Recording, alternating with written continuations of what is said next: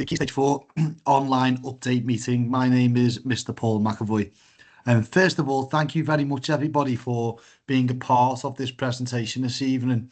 I hope it serves as an update for you, the parents, and any students that might be sat there as well, as to how things are progressing at GFD in terms of opening up to year 10 and then the year after to year 11.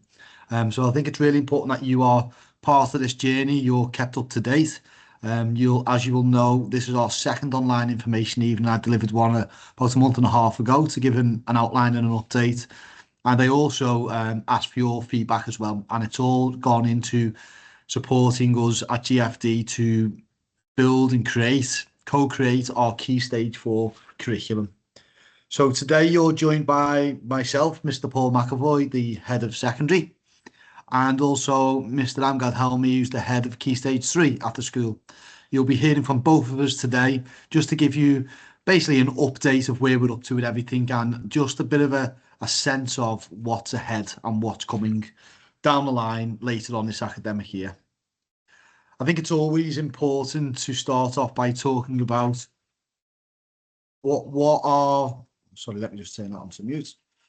It's always important for us to talk about our vision, which is to grow, flourish, and to discover you, and also our mission at GFD. And this, we talk to the children about why we come to school each and every day and what our main purpose is. And we want to foster and create a kind, inclusive community. We want to nurture imagination, and we want to put well-being and family values first. We really do pride ourselves in creating a climate and a culture for our community that fosters all of these different things. And we're really proud to say that our children and your children do a fantastic job of this, and are kind and courteous, hardworking, and all want to do well.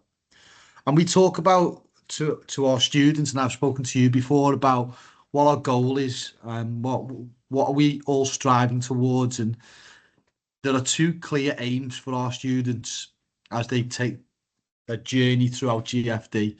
We want our students to get to their dream destination. We want them to ultimately land at their most desirable university and then go on to a dream career. We really want our students to land in their dream destination. We want them to get a good job and a good career. And we know that at GFD, as they start with us, even at foundation stage, to primary, into secondary, and into sixth form, when we have a sixth form, we will be part of that journey and opening those doors and giving them the knowledge and the skills to be able to go and get a dream job. And we also, at the same time, recognise that it's not just about grades and GCSEs, it's also about character. And we want to make sure that our students are good people of good character, because we believe that your qualifications will get you an interview, but it's who you are that will ultimately get you that job. And everything that we've been doing in terms of building our Key Stage 4 curriculum was with this in mind. We want to make sure that our curriculum offer reflects the local community in terms of aviation, aerospace and logistics. We want to make sure that our curriculum offer builds on what they study in Key Stage 2 and 3. We want our curriculum offer at Key Stage 4 to prepare them for sixth form and university. What we wanted to make sure it gets them the right qualifications for the right university moving forward. So what we present to you today is an update of where we're at, and it's with our vision, our mission, and our goals in mind in everything that we do. Now, this meeting is recorded, so we'll send it out and you'll be able to access it. And at the end of the presentation, there's a Microsoft form where you have the opportunity to send any questions to Mr. Amgad or I. So we're going to start off with a quick update for myself, and then I'm going to do a bit of a recap for those who didn't attend the last meeting on what are the different key stages, because I get a lot of questions about what is Key Stage 3 and what is Key Stage 4. We're going to talk about the options process, and for most of you, you probably haven't got children who have gone into year 10 or 11 and beyond. Some of you have, but for those who haven't, we're going to talk about what is the actual process of choosing the subjects in year 10, so you get a sense of what it looks like. And even if you're a parent in year 7 or 8, I think it's useful for you to know what that process is, because you'll know where they're going to end up. For those parents with children in year 9, they will be going through that options process in January. So it just gives you a bit of a heads up. We're going to share with you as well which exam boards we have chosen Some of you have asked which exam boards we're choosing. I'll talk to you about why we've done that.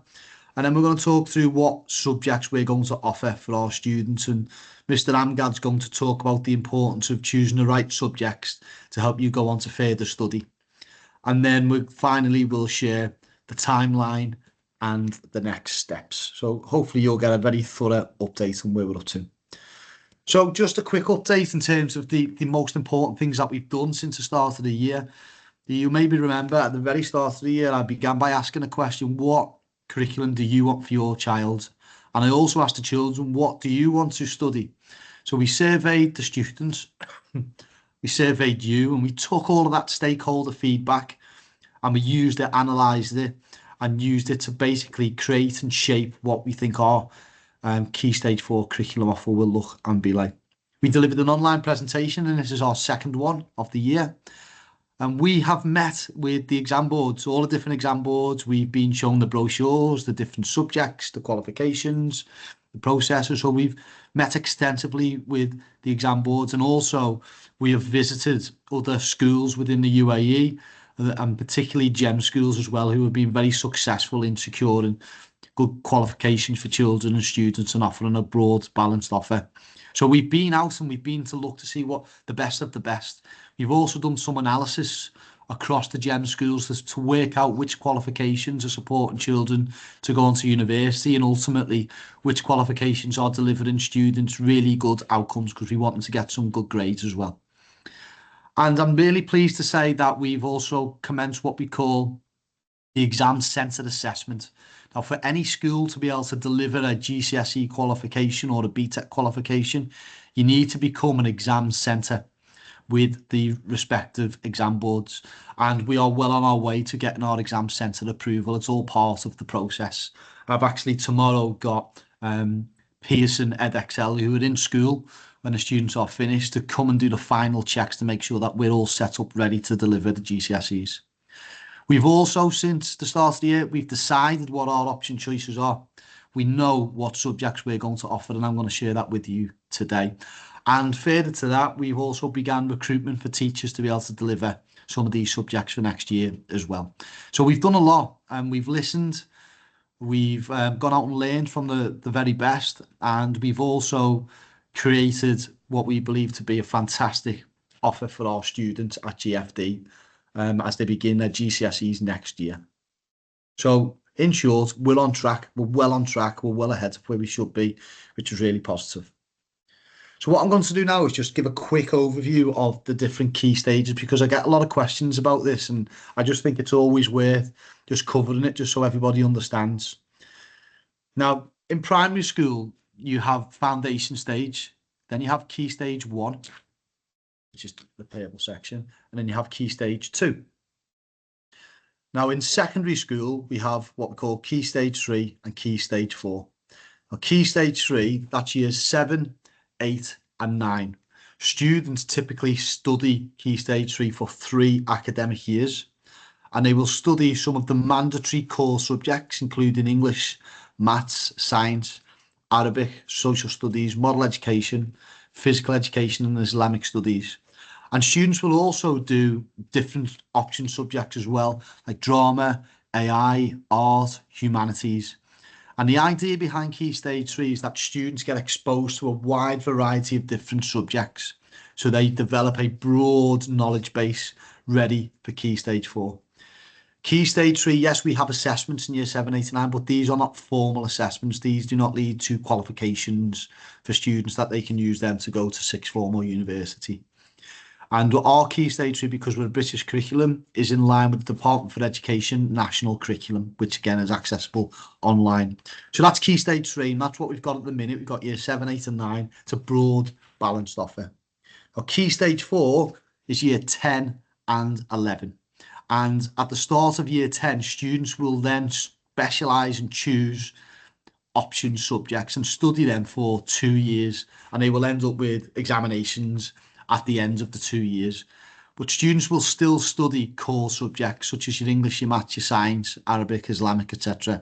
And I'll talk to you about that a little bit later on. And today is about updating you on our plans for year 10 and 11, because we haven't yet got a year 10, but we will next year. So that's what Key Stage 4 is, and that's what we're here to talk about today. And all of the work I've updated you on is in mind with us creating our Key Stage 4 and Year 10. So now what we're going to do is talk to you about what we call the options process. So part way through Year 9, and we're going to do this in January with our current Year 9s, the students will participate in what we call the options process. And it's basically the process of choosing which subjects they would like to study in Year 10 and 11.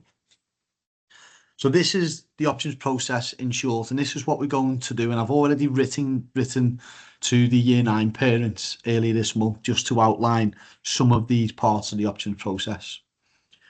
So what will happen in January in the first week back is we're going to do an options information evening.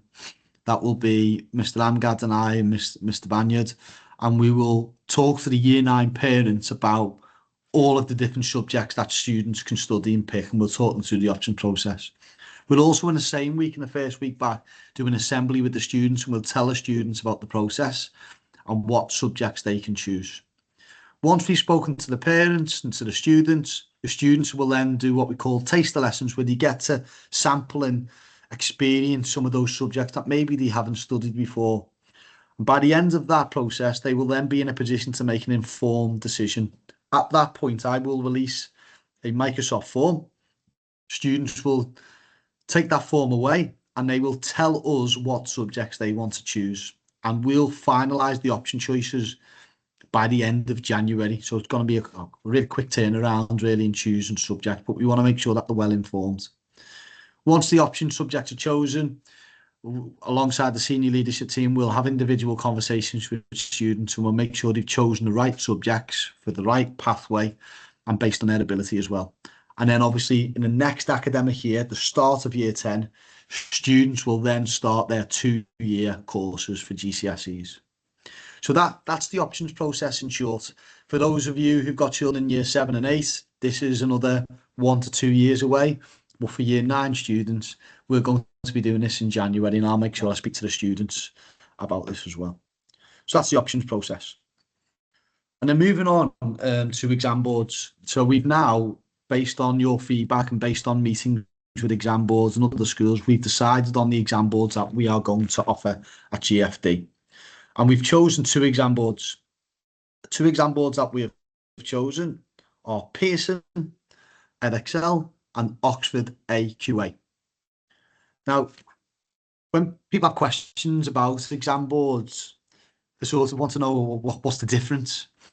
And in short, there isn't really that much of a big difference. They've all got course materials, they've all got a syllabus that we need to study, they've all got examinations at the end of them. So they're all very, very similar. But what we've done is we've chosen the exam boards for the certain subjects based on what we believe will deliver the best outcomes for the children, and also based on the expertise that we have within the GEMS brand as well. And across GEMS, the vast majority of our schools deliver Pearson Edexcel. And with some subjects, we delivered an AQA, but the vast majority are in Pearson Edexcel, which means that we can really support students to do well. But like I say, both exam boards really strong, both aligned to the UK national curriculum. Both are recognised in universities across the world. Both are designed for international and UAE students. And again, they're recognised in hundreds and hundreds of countries across the world. Pearson, for example, is in 160 plus countries. They all lead to A levels. They all support with getting to university. And again, they're all aligned to the UK national curriculum. So they both offer a robust, rigorous, well-resourced, excellent expertise exam syllabus, both with robust qualifications at the end of them. So they're both really strong. Now, obviously, I listened to you and I spoke to the students and we asked the question, what would you like to study? So we've made some decisions on what we're going to offer. Now, before I share that with you, it's important to know in terms of the options that we offer, because we're a growing school. If when we go through the options process and enough students don't choose a particular subject, we may not be able to run it. So, for example, if only 2 people choose music, for example, we may not be able to run that course. So it's really important to understand that as we're a growing school. But what we've done is we've decided to try and offer as much as we can in terms of the staff that we've got and the staff we'll recruit. And we try to offer as much as we can in meeting the needs that the children and you that have asked for, to try and give a very broad offer for the students to pick from that will help them to really choose subjects that are catered to their skills, talents and aptitudes. And these are the subjects that some of them are mandatory, some of them will be offered, and I'll show you in a moment about our option choices. Now, the subjects on the left-hand side, they are with Pearson EdXL, from Arabic all the way down to art. So all of those subjects and courses on the whole are 2-year courses with examinations at the end of year 11 with Pearson EdXL. On the right-hand side, we've chosen to go with 2 courses with AQA.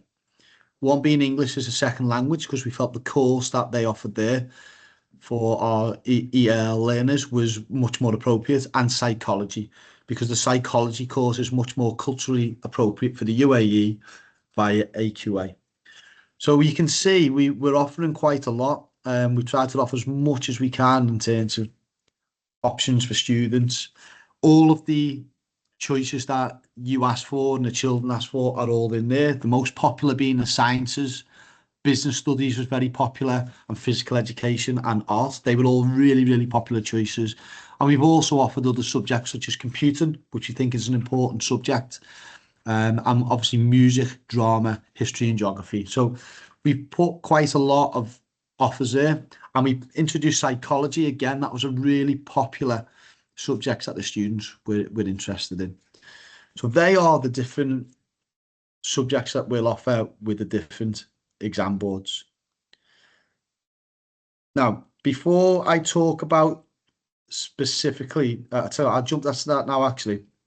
I want to talk to you about what Key Stage 4 will look like before I hand over to Mr. Amgad. Now, in year 10 and 11, students have to study certain mandatory subjects, and you can see them on the slide there. So we've got English, maths, science. Muslim students have to study Islamic studies. Then we have what we call Arabic A and Arabic B. We have physical education, but it's non-examined, so it's a lesson of exercise, which is obviously good for the body. And we have Islamic study for Muslim students, and we have model and social studies, and social studies is only studied in year 10.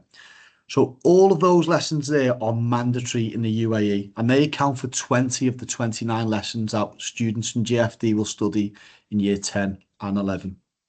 So what do we do with the rest of the time? Well, this is where students then will choose. So all those subjects that I've just shared with you are on this slide here. And when we go through the options process, students will ultimately select 3 of the choices that are on the board there. So they may choose, for example, business studies, triple science, and physical education. So they would be their 3 option choices, and they would study those 3 in addition to the compulsory subjects that I've just shared with you. So what we will be doing is preparing the students to choose and opt for choices that are matched to their skills, interests and talents, and they would choose 3 option subjects, and that will leave students with 7 or 8 GCSEs as they go on to university.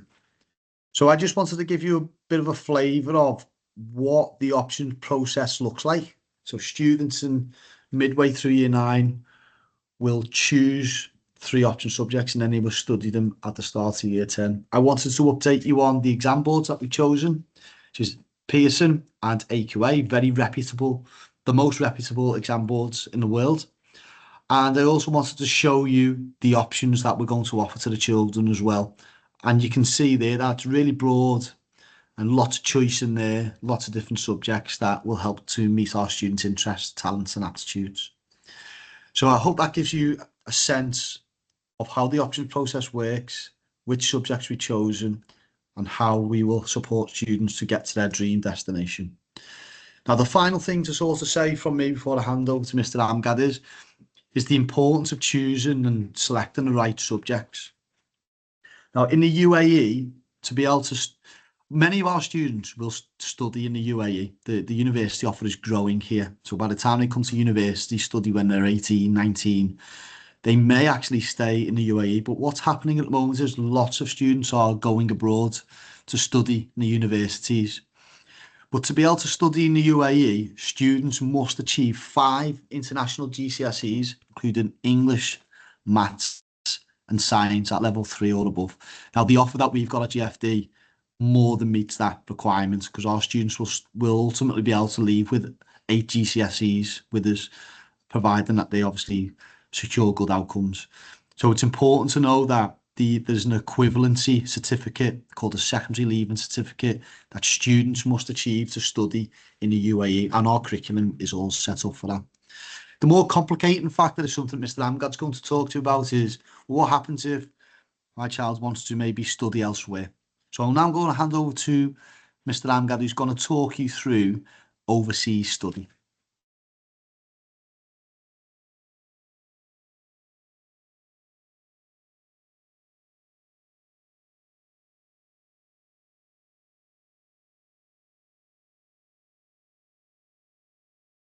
Okay, Mr. Amgad, you should be live now. Yes, can you hear me, Mr. Paul? Can you hear me, everyone? Yes. Yes. Good evening, everyone. Good evening, families, parents, and students. It's such an honor just like to attend, the second online meeting with you today. And I'm very pleased just like to be with you today. So if you can just like shift to Mr. Paul, to slide number 18, please. Yes. So in order to support our families and students, we are aware about the demography of our students and families. We're a school that we have 82 different nationalities. And we understand that, just like each student and family, that they have their own circumstances. So in order just like, to help and support our families, we need to, to highlight the importance of the selecting the right choices. As you know, can you pass to slide 19, please, Mr. Paul? So in order just like, to prepare you for year 10 and GCSEs, you have to understand that, just like each university and each country, that they have their own rules. So we have a very top, 5 recommendations for you right now. So I would recommend for everyone right now for in year 9, just like to plan which country and which universities that, they are planning to have, after, year 13 or 12, if you are decided just like to leave, and to understand the rules and recommendation, the acceptance in each university. At this stage, I think that, just like preparing and knowing that destination is very important.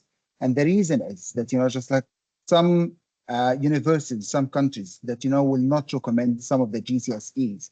For example, that, in GFD, we're not offering BTech right now. So some of the countries that, they will not accept, the BTech. Some other universities, for example, that they require Arabic as a GCSEs, like the Jordanian universities, for example. Arabic is essential for them. So this is very important to plan ahead and understand. And of course, that, if you have the chance, to get these rules and knowing it, that will give you a step forward, just like, to plan ahead. The second thing at this stage, I would recommend for every parent, of course, to set with your own child and see the interests, the strength. And we're more than happy to help you with this one. We have, the data to support us and to help you. We are more than happy to have one-to-one meeting to discuss where is the strength of your child, when, just like the other areas that, they need, to work on, so supported with the data of, the CAT4 exams and results of the grades of your students. So of course that, in term 2, if you decided to come and meet us, the career counselor, myself, Mr. Paul, that, we will be more than happy to have you to have, this kind of one-to-one meeting and just like to discuss the strength of your child. The third thing, and this is, we understand it as well, that the national requirements is vary from one country to another. And I think that's, as I said before, it's very important to know these rules and the acceptance requirement for each university. And of course that, it's, we wish, our students all the best. And if you need any support and anyhow with any mean, we're here to support you and just like, to help you to discover the potential of your child, and we wish you all the best. Here we go, Mr. Paul. You can just like take, to discuss the timeline after this. Thank you. Thank you, Mr. Amgad. And as he said, We're here to help. We will make sure that the students and you are well informed about those option choices, and also make sure that you're well supported. And Mr. Angad alluded to, we've got a careers counsellor at school who will help. We've also got something called UniFrog, which will help students to work out what universities want to go to, what qualifications they need. So we're here to help every single step of the way in making this important choice. So the final thing to say really is just to talk about what the next steps are. So where do we go? You can see that we've done a tremendous amount of work in being prepared for August 2026 to make sure that we've got a Key Stage 4 offer in place. And these are the most important short-term next steps for us, but particularly these are important for our Year 9 families and students who will be going through this process for the first time. So today, 4th of December, was just an update on our Key Stage 4 development. On the 6th of January, Mr. Amgad and I will lead a student assembly where we'll tell them all about the options process, talk them through the timeline, and we'll tell them all about what subjects they can choose. Then, in the same week on the 8th of January, we're going to invite the Year 9 parents and their children into the building, into the school, to talk through the options process, make sure that they're well informed, they've got all the information in front of them. And then the following week, the second week, we're then going to do what we call taster lessons, where students will be able to see what business studies is like, what's a lesson in business studies like, what's a lesson in drama like, to help them make an informed decision. And then at the end of the second week, we'll release the options form. So by that point, all students and parents should be as informed as they need to be about making the right choices in terms of the subjects they'll study in Year 10. And then 20th January will be the deadline for the option choices. And then from the 26th of January into February, we'll do what we call one-to-one meetings like Mr. Amgad talked about, just to make sure students have chosen the right subjects, because sometimes students choose subjects that maybe the data's saying that they're not very strong at and we don't want to set them up for a fail, or maybe they've not chosen a subject that we think they could do really well at. So those one-to-one meetings are just making sure that the right subjects are being chosen well in advance. You know, that by the time that is, we're about 6 months ahead before we start, so we've got plenty of time to make the right adjustments, because it's important to know that once students begin their GCSE qualification, it's not advisable that they change because they've missed out on learning, and we do not want to change students' courses partway through a course. So getting the right choice before August is really, really important. Okay, so last thing to say, thank you very much, everybody, for being online. Thank you for giving us your time and taking an interest in the journey that GFD is going on, and also a heads up for what we've got going forwards. This presentation has been recorded. We'll send it out. So if you speak to any parents or any students who say, "Oh, I didn't get to see it," just give them a heads up that it will be available to be watched retrospectively, and you'll also get a chance to go back and watch it as well. And then if you have any questions for Mr. Amgad, just scan the QR code and just pop any questions you might have in there, and then we'll get notifications and we'll get across any questions or queries that you might have. So what I'll do is I'm going to stop the recording. I'm going to turn our cameras off. I'm going to leave that QR code on for another 4 or 5 minutes. I'll give you a chance to scan it and ask any questions. And then we look forward to seeing your students tomorrow morning for the last day of the first term at GFD. Thank you, everyone. Have a lovely evening. Take care. Just 1 second, Mr. Paul. I think that, just like there is something wrong with our emails, that, just like we are missing the underscore GFD in both of our emails. If you don't mind, just like, to amend it so that will be available for our parents and our students if they have any questions to email us, of course. Thank you, everyone, and see you tomorrow, and have a lovely winter break.